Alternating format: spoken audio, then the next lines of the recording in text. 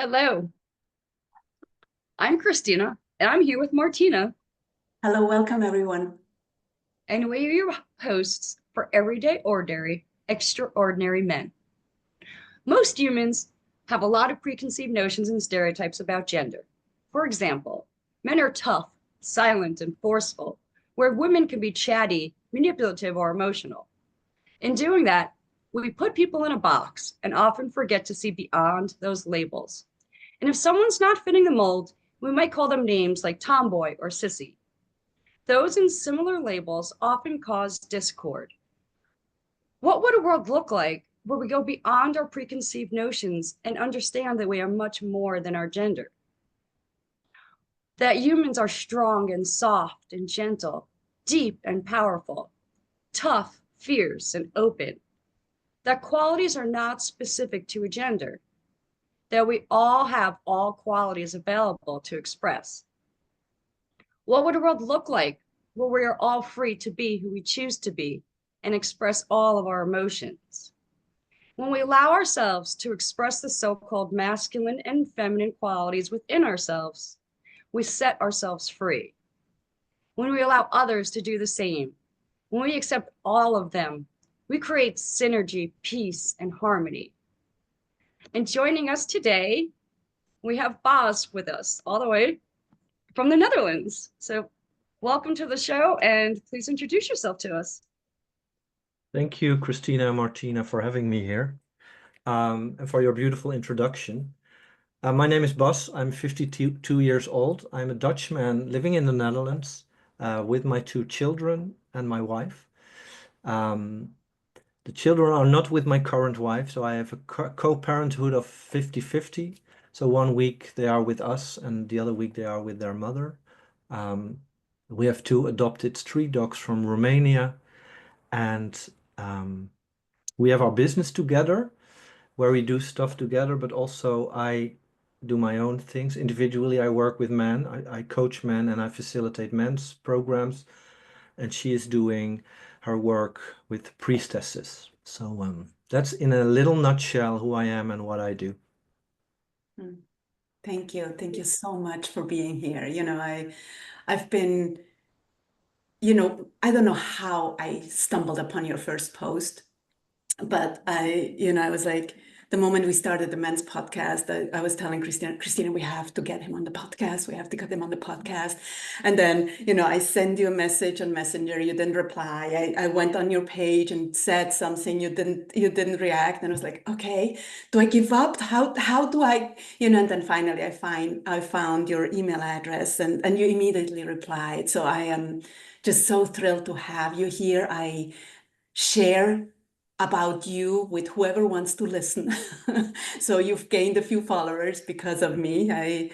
I'm just so in love with you and the work you're doing with your open heart. So thank you. Thank you for being here.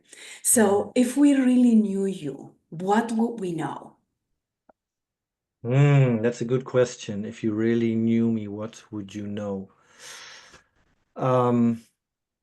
That I have been struggling for a very long time finding out who I am.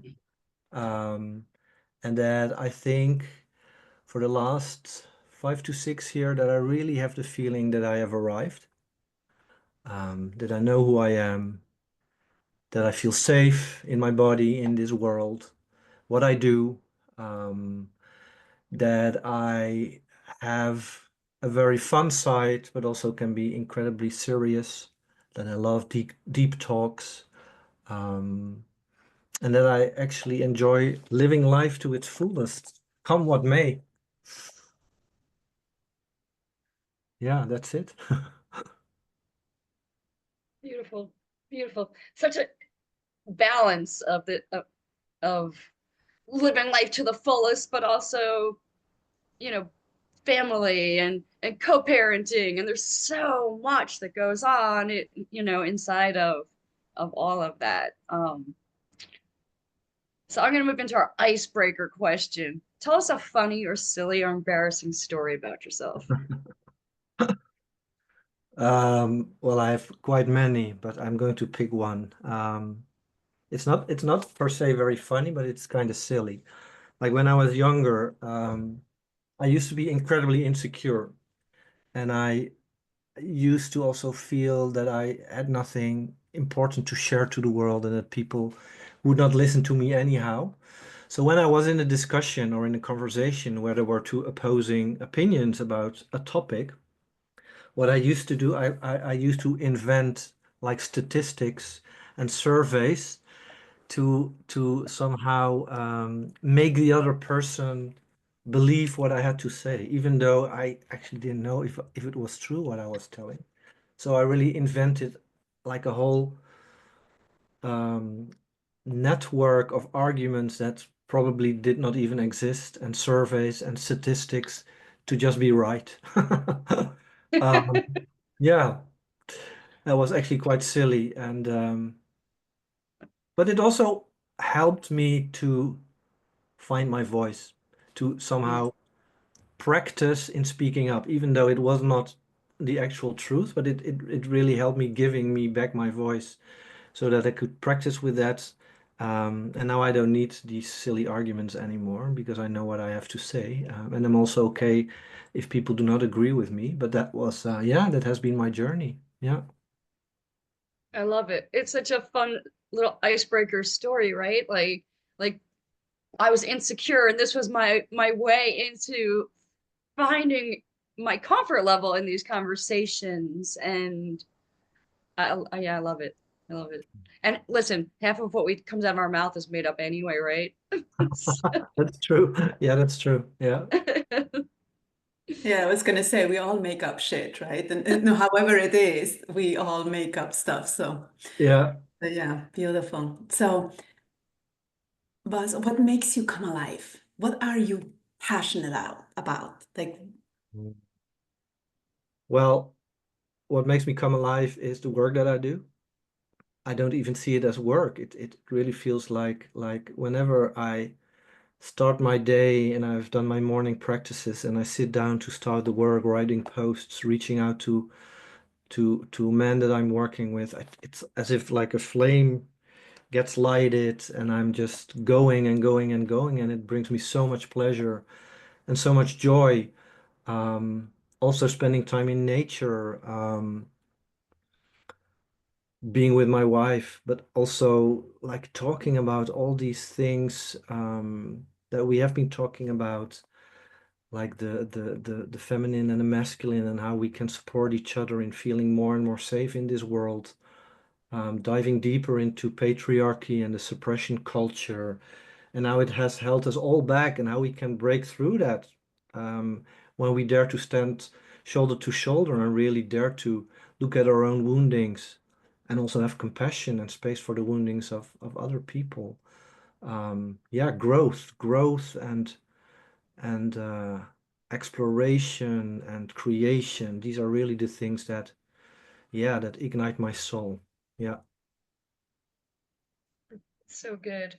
Yeah. You know, it's interesting the whole growth pattern, right? And you talked a bit about, being insecure, when you were younger, and I can relate to that conversation too. And I remember on my growth path, I think my first was really just acknowledging my parents that they did the best they could, right? Mm, Like they were 21 and 24 when they got married and they didn't have great role models, and they did the best they could. And I think now here I am, 30 something years later after starting this journey to realize like, oh, like everyone is just doing the best they can with mm, the guidance they had and the education they had. And can I can I take that compassion that I learned to have from my parents for everyone, right? Can I have it for Trump and anyone else, right? Like, can I mm. have it for all of the ones who rub me the wrong way, and can I learn from all of those people? Because Yeah. well, let me just put a disclaimer into that one. Yes, compassion, and that doesn't mean that we have to continue in that same cycle, right? not at all. But until I I just I just wanted to spell it out. I understand that that's not where you're absolutely, and going with and I it. think that's a good clarification. But until I need to stop my fight against whatever it is, patriarchy, generational, whatever. But I need to come from compassion first, and then I have something else available. But when I'm constantly just battling against something, I don't have anything else available but my battle, right? And so, True. Yeah. Yeah, and I think it's very important what you shared, and also the disclaimer that you brought in, Martina. It's the same with forgiveness. Like I used to have such a weird relationship with forgiveness because I thought, yeah, but these people did stuff to me. Why should I forgive them? Until I realized that forgiveness or forgiving other people is not accepting everything that they did to you, but it's about releasing yourself from the burden that you yeah, feel when you think about what they did to you. So it's actually more about giving yourself freedom, giving yourself back the freedom, and becoming more soft to the people who have done certain things towards you. Because I think that's the only way that we can heal and that we can grow as a collective as well. Yeah. You know, absolutely. what I hear is giving yourself and others grace. Mm. Yeah. Yeah. Yeah, so good. All right. I'm going to give you a multi-part question. It might be one answer for all of it. You may just want to take a piece of it. I'll read it and you can choose how you want to go. Mhm. So, what was your biggest lesson? So, what was your biggest challenge? What made you who you are today? What took the most courage? Or when did you take a stand for something that mattered? Mm. It's hard to really pick what it was some sort of a process. When I was younger, also even after my two children were born, I had so much rage within me. I was such an angry man, because of everything that I felt had happened to me, like a dad that was not available, a mom that was not really there, never having the feeling to fit in, not knowing what kind of man I was, so much rage. And then in 2010, I became sick. I was diagnosed with stage 4 lymphatic cancer, which was the eye opener for me. Um, so that was actually one of my biggest teachers, I would say. And when I had my illness, I also started doing a shamanic education, 2 years education. And like the combination of being sick, knowing that your body is somehow poisoning itself, and on the other side, doing all that healing work, being connected to nature, working with animals, doing cellular healings. That was such a heart opener for me, and such a teacher, and such a yeah, something that I really also needed courage to go on, because it was not easy. I really had to look at myself and really break up certain beliefs that I had around myself. Like people call it the dark night of the soul. Yeah, that was it. Full throttle. So I really had to go deep. And I know when I came out of that, when I was officially diagnosed healthy again, which I do after 5 years of being cancer free, like I had the feeling that I just made one step forward and my whole life was changed. Um, all the things that were difficult for me, that annoyed me, that made me angry, they were just gone. Were just gone. And yeah, so much more compassion for people who did have different ways of living, or did not share my opinion or my truth. Such also deeper connection that I had with my kids, with my two sons. Yeah, so that really is the thing that really took the most courage from me and really changed me the most. Um, and where I took a stand for has been for love in all its forms, all its capacities. Always choosing for love, which doesn't mean that I'm never afraid, or that I um, sometimes am an asshole, or that I fuck up from time to time, but it's constantly about choosing love, also having compassion for the moments where I fuck up, knowing, okay, I know where it comes from. It wasn't the best thing to do. You have to apologize for it, and please also have compassion for that, why it happened. Yeah, I think that's my answer to that multi-layered question that you asked me. Yeah, so many nuggets in there. But we've done a few interviews now, and I think that's a common thread is you have these life um altering illnesses, and it makes you really like, whoa, Mm, what is really, really important in my life, right? Like I thought I knew what was important before I got sick, but now it's yeah. like okay, now I'm really making the changes, and these people got to go, and this conversation has to go, and but ultimately it I don't know, but do you feel like you got to the point where you like, I deserve to have a great life? 'Cause I know you Yeah. said when you were younger, you didn't feel like you deserved and stuff. So would you say your illness got you to that point of like really knowing that you're, I don't know, what is that? What was that shift for you? Mm. Well, it was not so much of deserve. I deserve because I find it a hard concept to say or to think that people deserve things. I always ask, yeah, why does this person deserve and another person not? I think people should live their life to the fullest and be supported in that and be seen and witnessed and welcomed in that without rejection and without judgment. Um, and for me, like the shift was because I went so deep, um, figuratively and literally, because my chemo treatments ended with a stem cell transplantation, which actually means that they kill all your cells and they bring back in old cells that they harvested. So you literally have to build yourself up anew.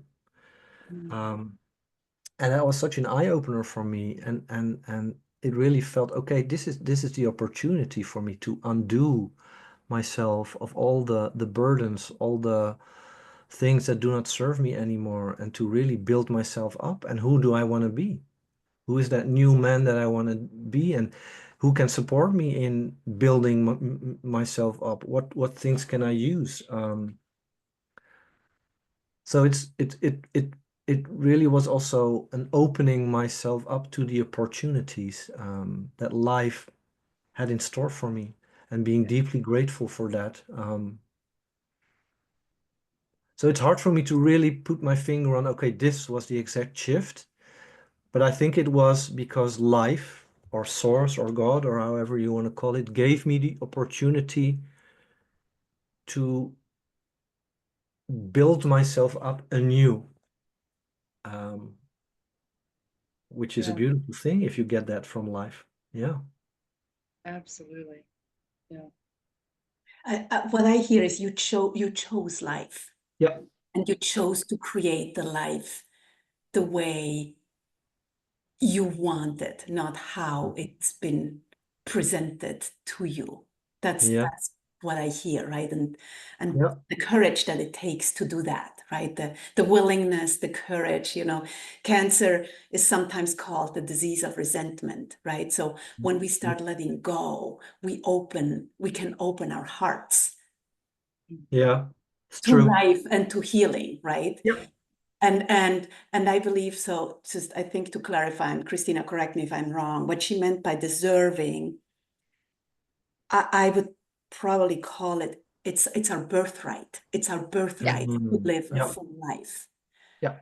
not inside of deserving, because Almost the like we all deserve to live a great yes, life. exactly, because Mm. Like, that might seem like entitlement, but more like it's my birthright. Like I Yeah. deserve the best, and so do you, right? Yeah. There's nothing. exactly. Yes. That.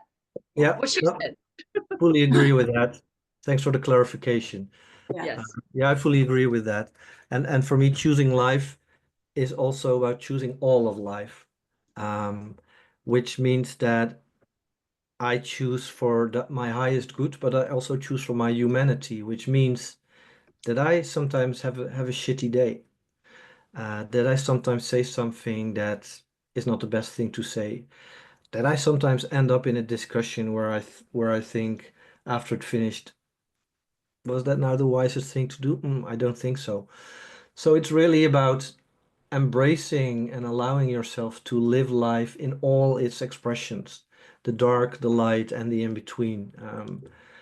And that has given me so much freedom to also allow myself to mess up, and that it's also okay, that it also is a part of life. Yeah. Thank you. Yeah. Yeah. Yeah. We're all human, right? We all have our Mhm. moments. Yeah, and we need to learn that. We need to, my inner patriarch, I always see the whip, right? I don't know. It's like like that's what I envision when I think about the inner patriarch. It's that whip, and can we just put it down? Can we just give ourselves grace? Can we just be gentle and tender and loving with Yeah. ourselves, right? Yeah. So next question. What is your superpower? My superpower has become my ability to really listen to people without judgment, um, and to hold space. Get Many times I get from both men and women the feedback that they feel very safe in my presence, which doesn't mean that I don't challenge them. Um, but even in the challenging and in the showing of tough love, they feel more of the love than the toughness, which immediately creates a safe space. And what my wife always says, you have the ability to give everyone the gift of being fully seen, which is a beautiful thing to receive. Um, so yeah, I think that's my superpower. Yeah. One of the Yeah. biggest things to Mm, have people be seen and heard, yeah. no matter how they show up. True. Yeah. So Yeah. tell us Now, about tell us sorry. about a time you took a chance on love. And it doesn't necessarily have to be romantic love, but I know you do have a good love story, so Well, in my current relationship, I really had to stand up for love. I was married when I met my current wife, and I know there are people who judge me for that, which is okay because it's related to their own pain, and I don't want to dismiss that. But I was married, and then I met my current wife online in a spiritual Facebook group where it was all about meditation, raising up the collective. Um, and we as a group decided to have one moment each week that we would meditate as a collective. So we did, and then the first time I did the meditation, my well, I'm going to use names, otherwise it gets confusing. Priska, my current wife, who is also Swiss, who was living in Switzerland back then, she was all of a sudden, when I was meditating, she was sitting on the couch next to me, and not just as a vision. Really had the feeling that I could touch her, that I could smell her, feel her, which was scary because I never had experienced something like that. So I didn't talk about it. And then the next time we meditated, the exact same thing happened. And then I told my wife, who I was married to back then, and she said, "Wow, even though it scares me, I think that's something that you have to figure out, not as a romantic thing, because I didn't feel anything romantic, but I had read a lot of stories about soulmates and twin flames, and that it doesn't per se have to be something romantically." Um, So then I shared with Priska about my experiences during these meditations, and she in Switzerland fell out of her kitchen chair because she had experienced exactly the same. during the meditations, I was in her kitchen, being with her. So then we talked, and I always have shared everything with my wife because I'm not very good in keeping back the truth and in lying. And then at one point, my wife suggested, I think, to really find out what it is and to put like a point behind it. You have to go to Switzerland, you have to meet her, and then you know what it is.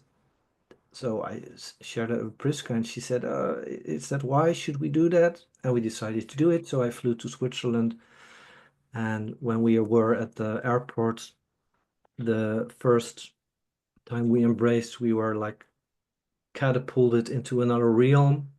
We were standing at some Scottish hill, I don't know exactly where. And then after a couple of days spending with her, it was so also because that's another juicy detail. When I was young, I always dreamt about a little brown-haired girl who sometimes came into my dreams when I was going through stuff. Um, and when I was in Switzerland and Priska showed me her photo album, and I saw pictures of her as a little girl, that was exactly the girl. That it was her. Um, and then I felt so much love for this woman, and I was so afraid because on a soul level, I knew, okay, if I go back to the Netherlands, my marriage will end, which happened. I went back. I told everything about my wife. Um, she was very hurt, understandably. Um, and then we decided that we should break up our marriage, which was a very hard, confusing time because at one side you feel so much love and excitement, and on the other side there's the pain of having to go through a divorce and your children who are sad and your ex-wife. And I'm not fully proud of everything in that process, how I handled it. Things really could have done much better. But that was, if people ask me, where did you stand up for love? That was it. That was it. Yeah. Yeah. It's like out of the movies, like that level of intensity of like you've known her all your life and you've been calling to each other from your earliest memories.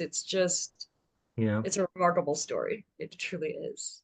And Yeah. what courage for all three of you, and maybe five of you with your children included, right? Like to to really embrace that this is a connection. It's undeniable, and I need to see where this is going because clearly the universe has put us together for a reason. Mm. Um, Yep. and so, Thanks. Yeah. how is everyone managing it all now? Yeah, good. Like we are so good now. Like we have a very good relationship with my ex. When there are birthday celebrations, we always do it together. When there are like conversations in the school, we always go together. We have an app, like the three parents, we have an app group together where we express the things that are needed. So it's really so much better. Also the children, like they are so loved from all sides. Yeah. So even though it was a very painful process, we are in a very beautiful place right now. Yeah. Beautiful. And what I think is so beautiful also that she told you, your ex-wife told you to go figure it out, right? Mhm. Rather than rage about it or pretend it's not there, or, it's like you have to follow this to figure it out, which is Yeah. such an act of love in itself, right? Yeah, definitely. Yeah. So Beautiful. true. Beautiful. Yeah. So if you had a magic wand and you could give people any quality, what would it be and why? Um, I think I would give them the quality, what we already have been talking about, actually, of being fully okay with who you are in all your expressions, in everything that comes up, in all your beauty, in all your darkness, in all your light. Just accept who you are and why you are that person due to all the experiences that you have had through your life, but also maybe through past lives or ancestral lineages, or because it's such a beautiful experience actually to be a human on this earth and to live life.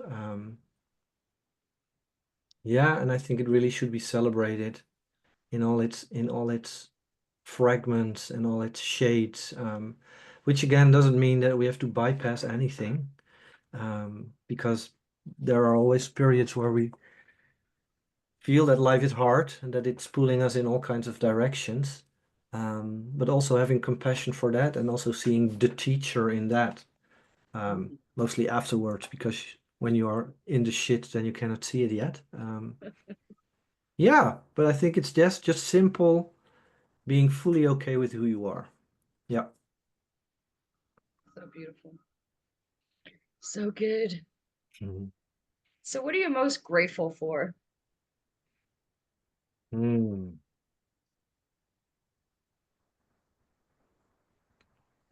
I'm grateful for so many things. What am I most grateful for?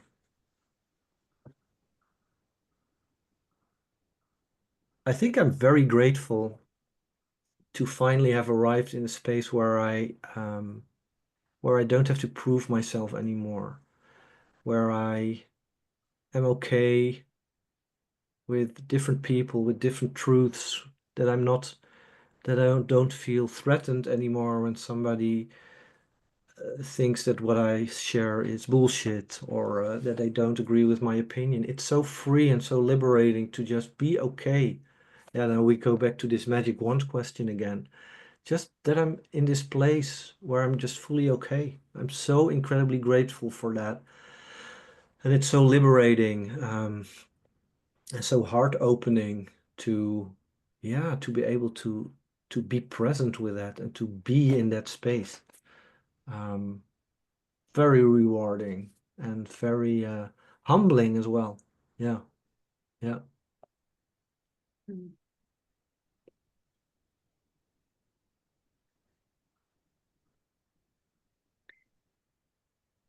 If you could give your younger self some advice, or if you could give every person some advice, what would it be?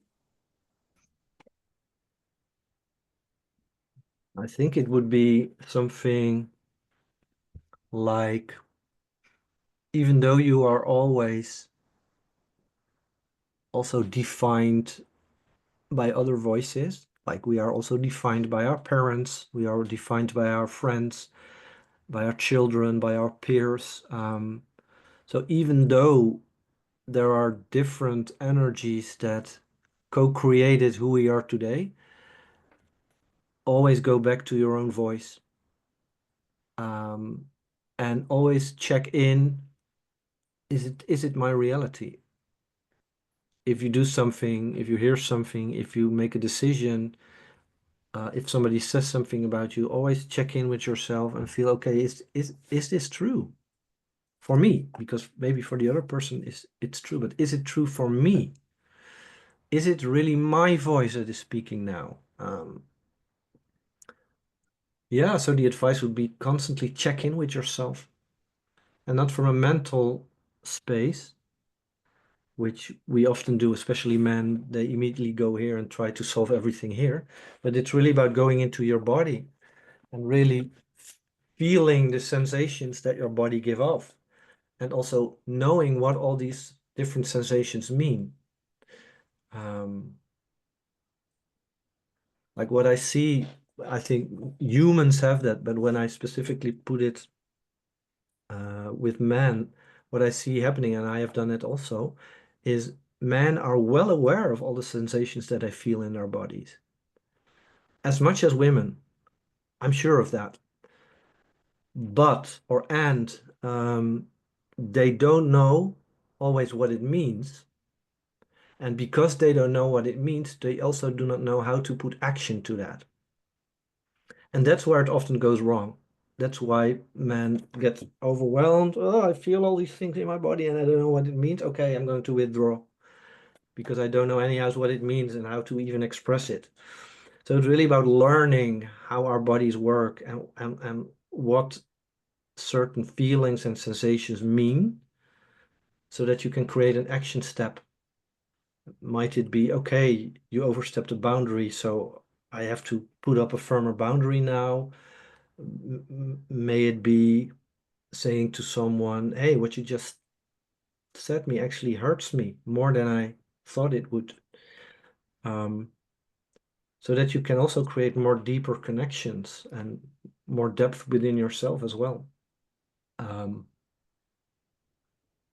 Yeah, I can keep on rambling about that, but that's, I think, in a nutshell, what I would like to say to that question. Part of what I hear is that like you have to, well, you have to pay attention, but there's also, you have to know yourself, right? Yeah. It's a combination of both, right? It's paying attention, but then knowing yourself so you can interpret what is there. Yeah. Yeah. That's a very, yeah, true. Thank you. That's a very important combination of the two. And I think we have a lot of learning to do there still. Yeah. Everybody does, right? Yeah. Yeah. Learning and unlearning and relearning and True. all that good stuff. Yeah. Yeah. All right. So I want to get to the juicy stuff. You have a business, the Love Mhm. Alchemists. So tell us more about the work you offer, how people can get in touch with you, and all that good stuff.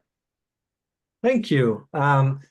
Yeah, we have together with my wife, I have a business called The Love Alchemists, plural, .com, if you want to go to the website. And there you actually can find everything that we do. We used to do more together.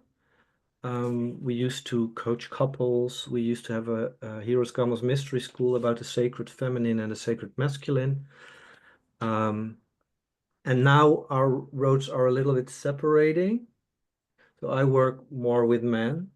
She does her work with women. And what I do is I coach and mentor men.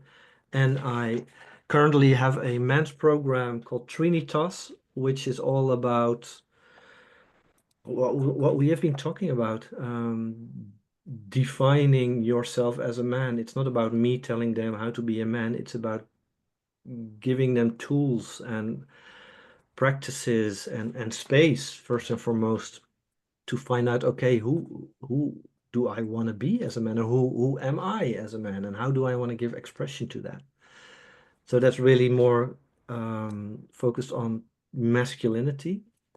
And I'm also preparing a relationship coach for men now, because a lot of men come to me who actually want to know more how to be a man in relationship. So I felt invited to also create a program around that. It's not finished yet. It will be there somewhere in 2025. But that's what I do. And I write a lot. Like, I think mostly every day there will be a post on Facebook where I just write about things, how I see it, the things that come to me, and I give expression to that. So that's what I do. Yeah. And your work is beautiful. And like I said from the beginning, Martina has been sharing it with everyone. And I love reading your posts also. And I love sharing them with my boyfriend. Like, you should learn. And listen, we're all learning. We're all on this learning curve together. And so but I feel like he resists most of my female role models that I like to listen to. So I'm so happy that we're doing the men's podcast because I have so many new male role models that I think he can hear differently than hearing a woman maybe say the same exact thing. Yeah. Maybe it's not the same exact thing, but you know what I'm saying. Yeah. So I am really excited to have more tools to share, and so I'm excited for all the work that you have coming, and yeah, and all the amazing people that are um, finding themselves because of the work you're doing. So yeah, really Thank you excited. very much. Yeah. Yes, it's really, really powerful. I shared with my son, I shared with my husband, and it's really conversations that we have to start normalizing, right? It's really, can we have them at the dinner table? Bring those conversations. One of the things that you said while you were talking about your business was like who they are, but before you said who they choose to be, which I think is so much more powerful, because who we are is defined by our background, our lives, our whatever, but who do we choose to be, right? Yeah. And one of the men we had here, Ben Raya, he was talking about reimagining masculinity. Like, whoa, okay, yes, please sign me up, right? Because we all need, and as we said, it's like we have to heal the masculine and feminine within ourselves, each person, right? It's not just men have to heal the masculine and women have to heal the feminine, but we all have to heal everything within ourselves. Yeah. And so I so appreciate the work you're doing. Again, I'm gushing. I'm like, oh my goodness. You know? And it's funny because everybody I talk to is like, I love him. And they all laugh, but it's really like, I so appreciate the work you do. So thank you so much for being here with us today. Thank you for sharing you with us. And for all of you out there, thank you for being here. Thank you for listening. If you love this, please leave us a review. Please share it with your loved ones. We need more love. We need more heart in this world, because the world I envision is really a world where we all get to live in balance and love. So please share. And please remember that you are extraordinary. You rock. Have a wonderful day. Bye for now. Bye bye.